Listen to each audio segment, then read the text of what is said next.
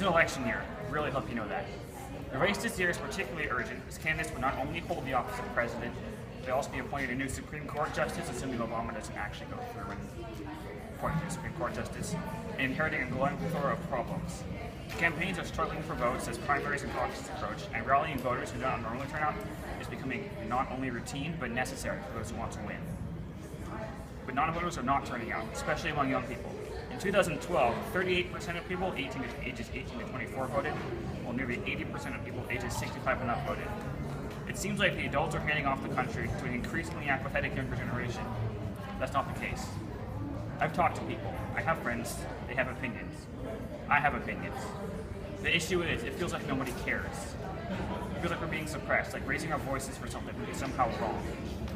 In a society where classrooms are veritable dictatorships and children are punished for disagreeing with their parents, speaking out feels selfish, especially with a large number of legitimate protests going on.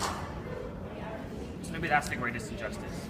That somewhere, someone decided that being a minor somehow makes me inferior. That somewhere, someone decided that my opinions are somehow less important than those of an adult. Gandhi once said, "I believe in equality for everyone." The United States of America was founded on the principle that everyone gets a say. Everyone is equal. Not just men, not just whites, not just adults.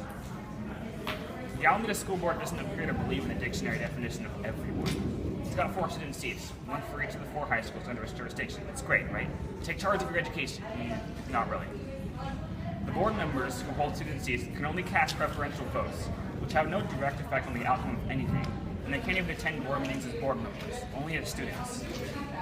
It's as if nobody wants to hear, but it's not as if the generation is silence. Black students won't cut out of class and teach Oakland High School. They're going to a board meeting to protest racism in the classroom. What do the board members tell them? We hear you. We are taking steps to ensure that your voices are heard. It sounds nice, doesn't it? But there's several things wrong with that statement. First thing wrong is that the statement is the implication that the students' voices are not being heard, which is partly true, but they didn't get press coverage. The second issue with the statement is that the school board members, not the students, are taking steps towards something. As if the students are not capable of taking charge of their own schools and solving a problem that only they experience.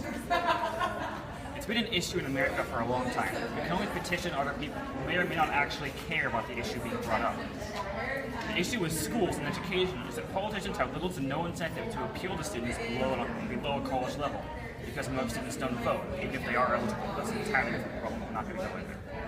Most decisions regarding schools and politics are not made with regards to students, but made with regards to voters, people who are largely out of school and who have very different ideas of what a good education is. And unlike adults petitioning the system, students have little to no influence over elections, whether school board or presidential, and I'm sure everyone here has opinions on the presidential election this year. The system does not need to appeal to a voiceless demographic. Nobody cares what issues that aren't brought up. People don't speak, nobody will listen.